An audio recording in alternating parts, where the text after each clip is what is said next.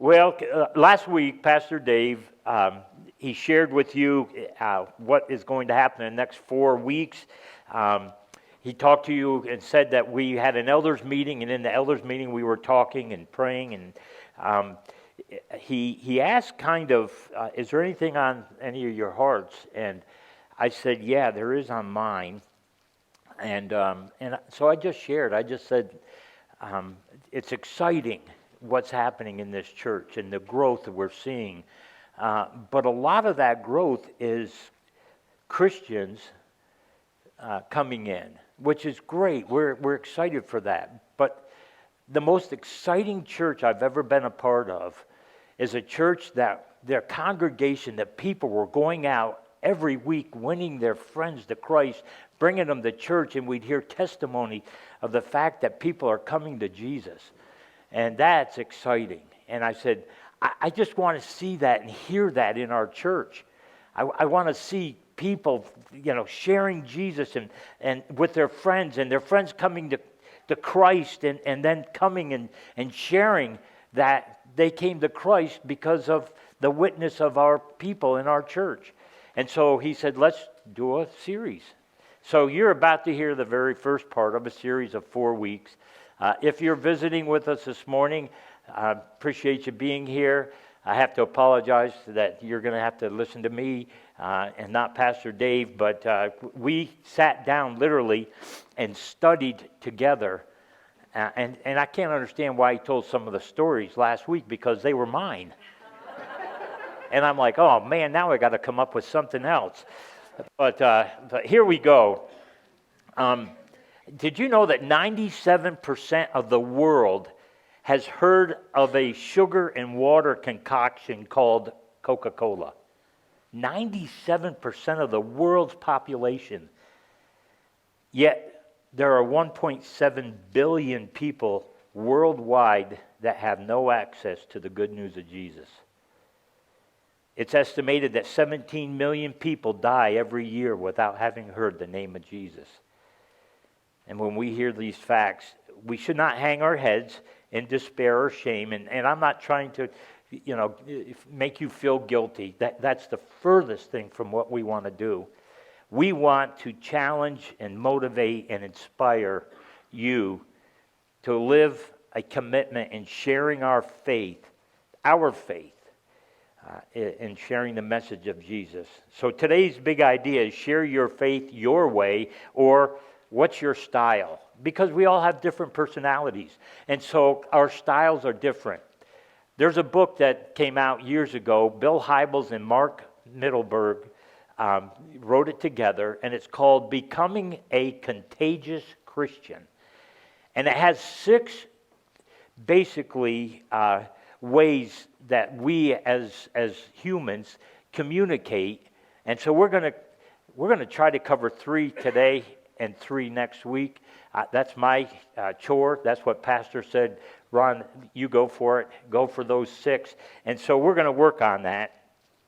So I probably only get to 2 today and 4 next week, but I'm going to try to do 3. So hang in there. Here we go. The job of the church is not to impact the church. A lot of churches think that's the job of the church, is to impact the church, but it isn't. It's to impact our community that we live in.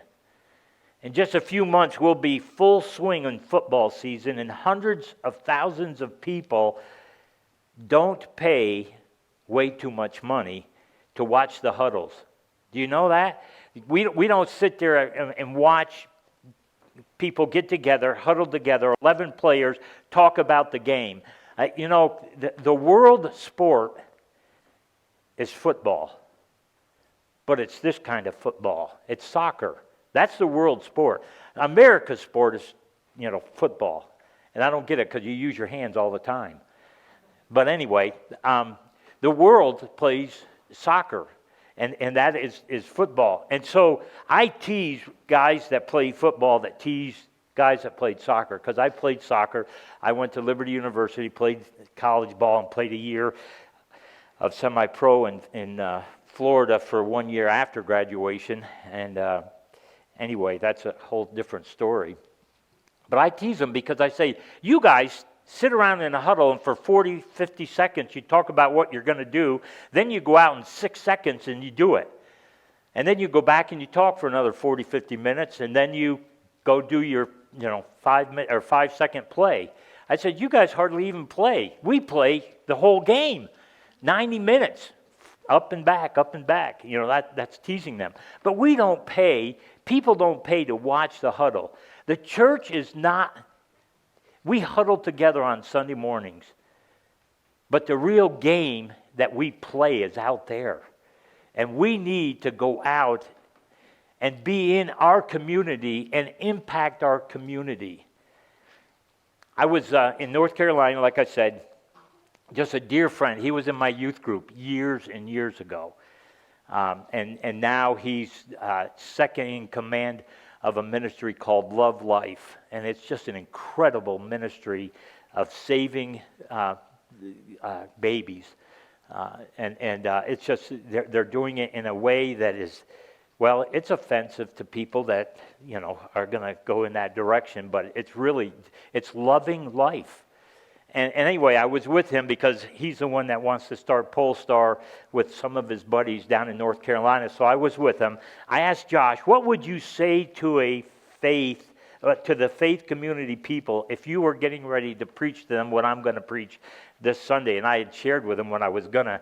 He covered 3 things, 2 of which I had written down. Number 1, God does the saving. That takes the pressure off of you and me. God does the saving. He just asks us to be willing to share with people what it means to be a follower of Jesus. But He does the saving. Man, that's incredible. That takes pressure off. Second thing, you don't have to know everything. Pastor talked about that with the demon-possessed man. Right? Jesus cast the demons out of this man. They go to a bunch of pigs. They run off the thing. The best place for that man to go would have been in the boat with Jesus and learn and be taught about what to do next. But Jesus said, no. Go back into your town, into your village, and you share with the people what God has done in your life. And so we don't have to have all the answers, because I'll tell you what, I'll guarantee that guy, that demon-possessed man, did not have all the answers to the questions that he was going to be asked. And then the third thing is one that I hadn't really thought of. And Josh said this, we are more afraid of what people might think of us than we are about them coming to Christ. And I said, ouch. Because there's a lot of times I've done that. I've known that I needed to talk to somebody about Christ, and I said, man, what are they going to think? And I didn't do it. And he said, man, that is just called self-love. I love myself more than I love other people, and I'm afraid of what they're going to say. And he said, it's pride, Ron. It's just pride. So, share your faith your way. It's about a relationship with God that has changed you, and you share that. It's about God and how He has met deep needs in your lives, and you share those things. It's our faith, our journey with God, and how He has been real to us. And so we should do 2 things, actually 3. Pastor covered one of them, but we need to invest in people and invite. I think he talked about invite. Right, the 10, if you didn't get one of these in the back, the top 10 most wanted people. And I couldn't wait to get back here and grab mine and put my names on mine. Here's a scary thought, though.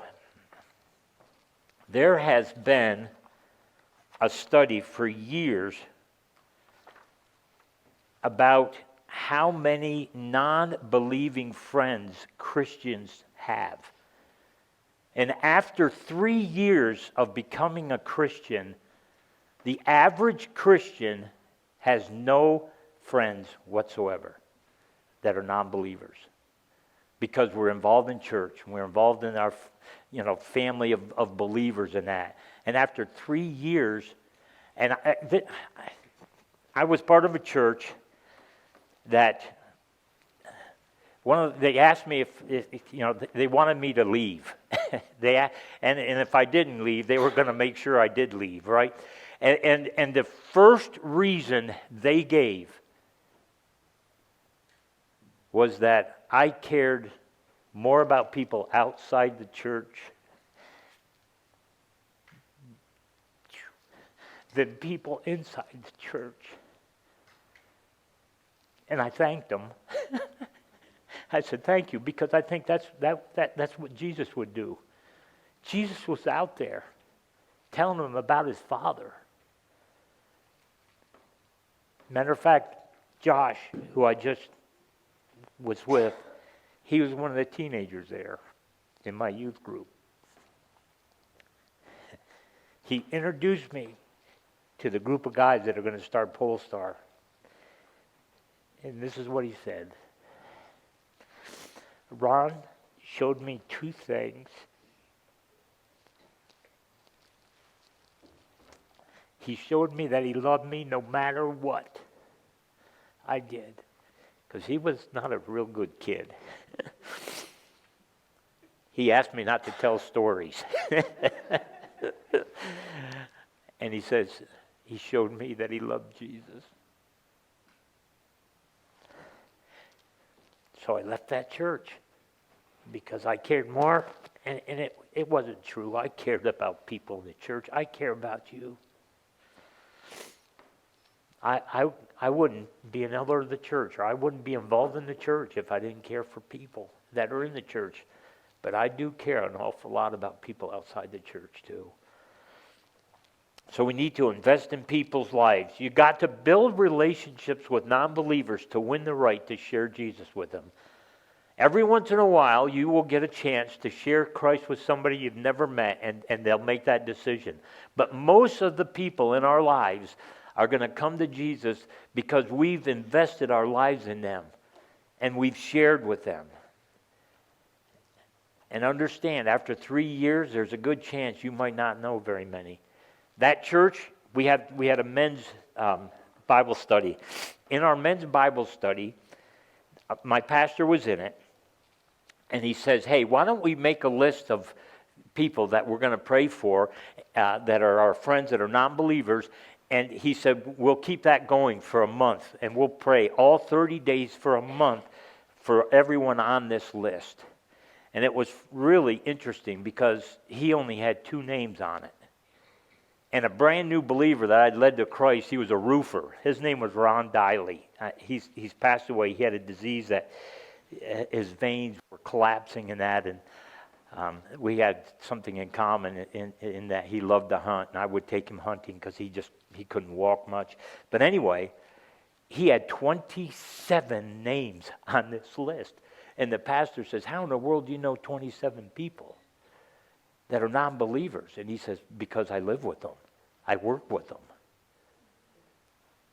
And so we've got to invest in people. And those things that we do, and invite people. Invite people into your conversations. Invite them even though you're not inviting them.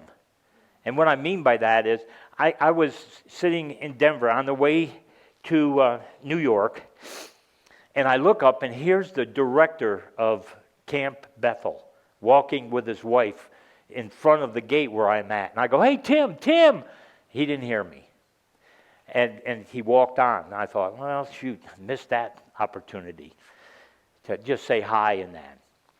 I get on the plane, and they're like 5 rows behind me when I get on. I don't understand how they work airlines, right? It's crazy because I'm like stage, I'm the 4th person group that gets to, but I'm sitting in the window. It's like, excuse me, can you get out so I can get in? It's like, start with people that sit on the window aisle. I mean, anyway, they're hollering, not hollering, but they're, Ron. What are you doing here? I said, look, we'll talk at the luggage when we get our luggage, because that plane was, I'm sorry, it wasn't in Denver, it was in Chicago. That's where it was, Chicago, because when they get on, like, you're going to New York? What are you going to New York for? Nobody goes to New York. People are leaving New York to come here. So anyway, we get talking. No, we didn't. Man, I'm messing this up. I was so excited to see my grandson turn 16 the day before, And he drove up to the airport to pick me up. That was his first time driving on the thruway and all that kind of stuff. And he came to pick me up with my daughter. And I'm alive. I grabbed my luggage and we left, and we never connected. Well, on the way home, I get a text from Tim. Hey, Ron, what are you doing in New York? I said, well, I'm here to visit. And, my family has a farm up in the Catskills. What are you doing in New York? I'm visiting my son who, and it blew me away, lives like 12 miles from my son-in-law and daughter. He's planting a church, a brand new church in the next town over. And so we got together, said, man, let me introduce your son and daughter-in-law and brand new baby. Let me introduce them to my son-in-law. And he's been here for 8-10 years. He's the pastor of the church, of my home church and that. I said, he knows people. Let's connect them before you and I leave. So we did. We got together. And so we were talking. We were excited. We're at the restaurant. It's breakfast. Actually, it was lunch for me. It was already 8:30 in the morning when they wanted to meet. I'm like, I said early breakfast, 8:30. So anyway, we're sitting there and we're talking, and in a regular voice. We get up to leave after about an hour and a half of talking, and we walk by this table, and this lady stops us and she says, excuse me. I heard the word baptized. Are you guys Christians? Yeah, we are. So you can invite people into your conversation and not even invite them. Talk louder. Don't be ashamed. Yeah, we baptized 3 people. Yeah. But they heard us. They heard us talking, and they heard the excitement in our voice that we baptized. My son-in-law had baptized a guy that Muzzy. It's bow and arrow talk. It's hunting Muzzy broadheads, and Muzzy broadheads. The gentleman that founded it, had a son and daughter, and he retired and passed away, and the son and daughter got the Muzzy, and they fought and argued, and so he sold his part to her and signed this thing saying, I can't sell, can't get into this business, that kind of thing. So anyway, he came because his next door neighbor's truck would not start Sunday morning, so they went over and knocked on his door and said, hey, we promised this guy that we would come to his church service. Their truck started on fire. That's what it was. Their truck started on fire that night. So they had no way to get to church. They asked their neighbor, who is this guy, to come with them. He comes, gets saved. They have an outdoor service that Sunday, so they're at a lake. They baptize him. And it's just because these people, our truck burned, can you give us a ride? And he said, okay, I'll go with you. And so he does, he gets saved. I mean, it's just, God is just waiting for us to do our part in inviting people. So you have to invest in them. Invite them into your conversations, invite them into your lives, invite them into your homes, invite them to church. And then other Christian events. I led a guy to Christ that I took to a DC Talk concert. He loved music, and he was the lead singer of this, cheap band. I don't know how else to tell you, but he was, a band that's not known, right? They just go out and do some gigs around or whatever they're called. And anyway, I had been working with him, and I said, hey, you love music. I said, let's go. And I took him to DC Talk, and he fell in love with it because he saw thousands of people worshiping God through music. And he's like, man, this is better than the concerts we do. And he came to Christ. So invite people to other Christian events. Ron and Janice Adams are having a picnic or whatever at their house. People that wouldn't come through that door right there might come to a picnic to hang out and go fishing or canoeing or whatever they're going to do there. That's a way to invite people that might not come through the door if you ask them to come to church. So get them and invite them into events. There's things, man, I'm not even going to get to oh well. We have to, here's the word, we got to be intentional. If you're not intentional, you're going to live your life and find out, man, oh man, I didn't realize it really didn't reach out to people. You have to be intentional. This is what happened the last 3 weeks. Just this past month, here's a few stories. Polestar took Native American boys fishing. 3 of them came to Christ. The very next day, we decide we're going to go hiking. So we take them hiking, and we're sitting at a picnic table having our picnic lunch with these 3 brand new believers, and these 2 older women come down past our table to the rest area. I said hi on the way. Boy, they were arm in arm, and they just kept right on walking. Didn't even say hi back. And I'm thinking, well, maybe they didn't hear me. They were older. They couldn't hear. Hello? No. Anyway, they kept right on. On the way back, well, now they're kind of facing me as they're coming back, and I'm on the end of the picnic table. I go, hi, ladies. And they finally stopped. And they said, we were told not to stop and talk to anybody. Just go to the bathroom and come right back. Well, come to find out, they talked to us for a few minutes. They were from Charlotte, North Carolina. I said, I'm flying there in about a week and a half. What are you going to Charlotte for? I shared with them. And here's 3 brand new believers. We get in conversation with these 2 ladies. They said, 2 of our sisters are up in the car. Let us go get them. So they go get their other 2 sisters, and they say, we met these nice guys. Well, Justin was with me. We met this one guy that was really nice. No, just kidding. We ended up holding hands and praying for them. And those 3 brand new believers got to see God unite the hearts of these ladies and us sitting there. And out of their mouth, they said, we were told not to stop, don't talk to anybody. You go right to the bathroom and then come right back to the car. It's just unbelievable. My grandson, 16 years old, right? He just turned 16. Got a T-shirt on that says, all it says is 3.16. These guys come in where he works on the farm, and he sells the meat and that for the farmer. They have a store right there. And these 8 guys walk in, 3:16. What's that? So he tells them what John 3:16 says. That's pretty neat. He goes, well, you can come to our church. This was Friday. You can come to our church Sunday. He tells them where it is, writes it down, gives them the address. All 8 of them show Sunday morning to the church. John, just 3:16. What is that? And he shares with them. I was flying back to New York, and I told you the story about Tim and how we got together.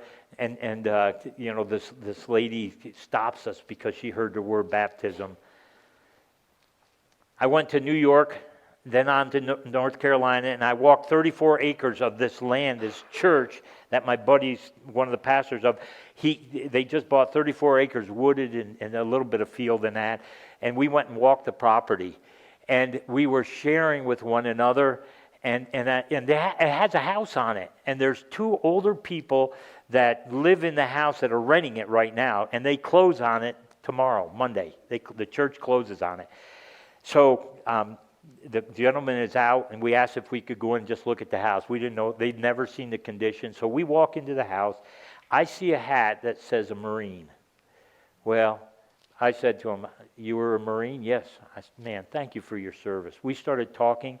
By the end of the time talking with him, we got to pray with he and his wife, who literally said, we've gone to churches, but it's just not for us. Why not? Why isn't it? And it was because they were looked down on because they were sinners. And so we were doing a Bible study the other day at my buddy's house on a Wednesday night with the people, and they were talking about the lost son, and how the lost son was on his way home to tell his dad, listen, man, I've sinned against you. I don't deserve to be your son. And his father runs to him, right? God's running to his son. But the other son got mad, ticked off, right? And so we're sitting there. I'm just taking it in, listening. But I've always wondered, what would have happened if that son would have met his brother first instead of the father. How many times do people come to church and they meet the brother, you and I, instead of the father? And man, I'm telling you.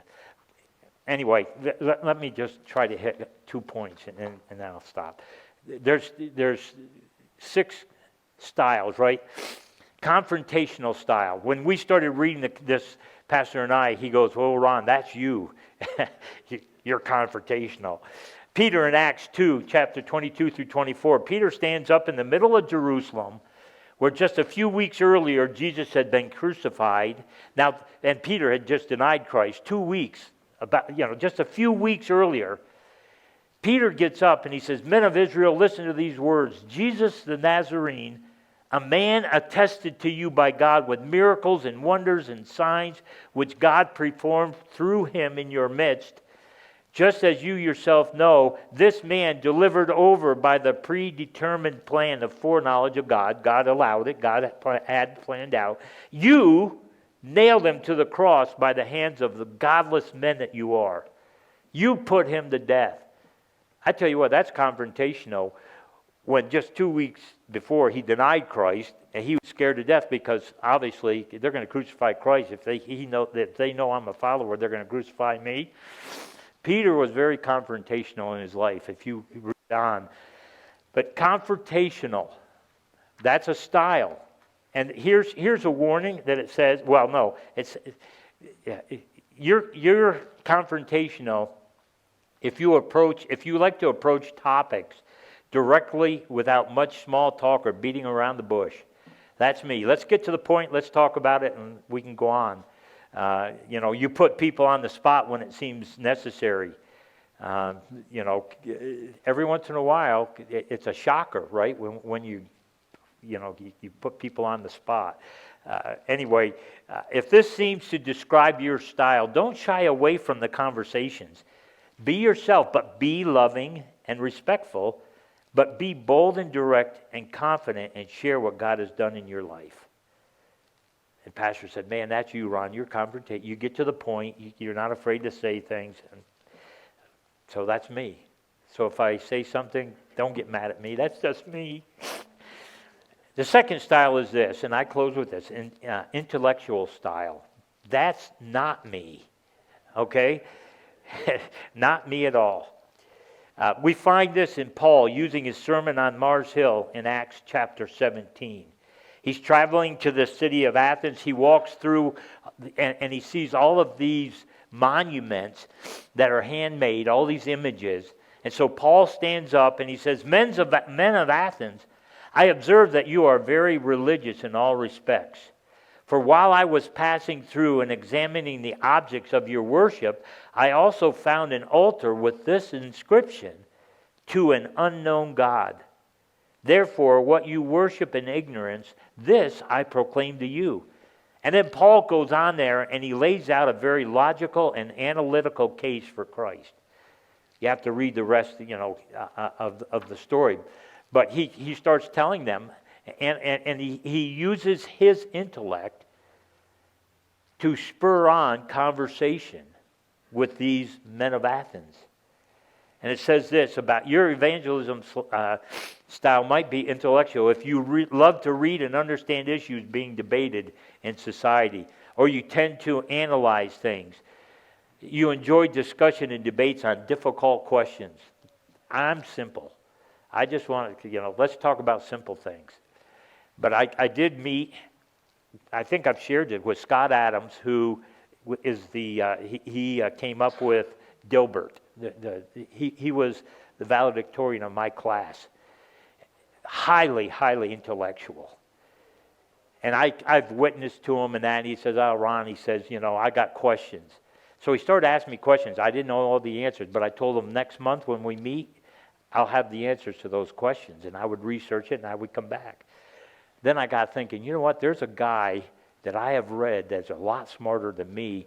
So I went to Scott at that next lunch and I said, "Scott, will you read a book that I give you? Will you promise to read it?" He goes, "Yeah, as long as you promise to read a book I give you." Deal.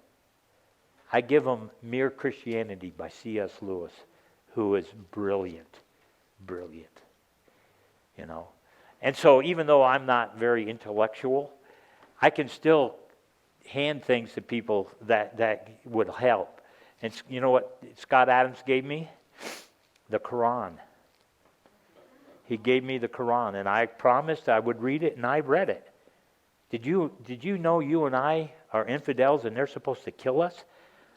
I went to lunch next time when he called and said, hey, we're going to meet. I said, I've read your book. I'm an infidel. Are you going to kill me if I get there or what? You know, so anyway, he's coming closer and closer to Christ every day.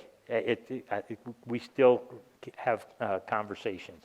So anyway, that's as far as I can go. The next one's testimonial. Very easy. It's the story, like Pastor said, of the demon-possessed man. It's also the story of that Jesus heals the blind man, and the Pharisees come up. Who did this? And he says, hey, I don't know. This man came up and he spit on the ground, put stuff on my eyes, told me to go wash. I did, and I can see. And they kept questioning him, and we'll study that one next week. But let's. Please, no guilt, but ask God what He wants you to do this week to share with somebody. Just simply share what God has done in your life. Let's pray. Father, thank you for our time together. I pray, Father, that you would show us and teach us, and Lord, that we would invest in people's lives. We would invite them to different things. And then, Father, that we would be intentional this week to share with one of the top 10 or all top 10 about you and what you've done in our lives. In Jesus' name, amen. Make that your prayer this week, to love to tell the story, because it's wonderful. Go with God and love to tell the story this week. Amen.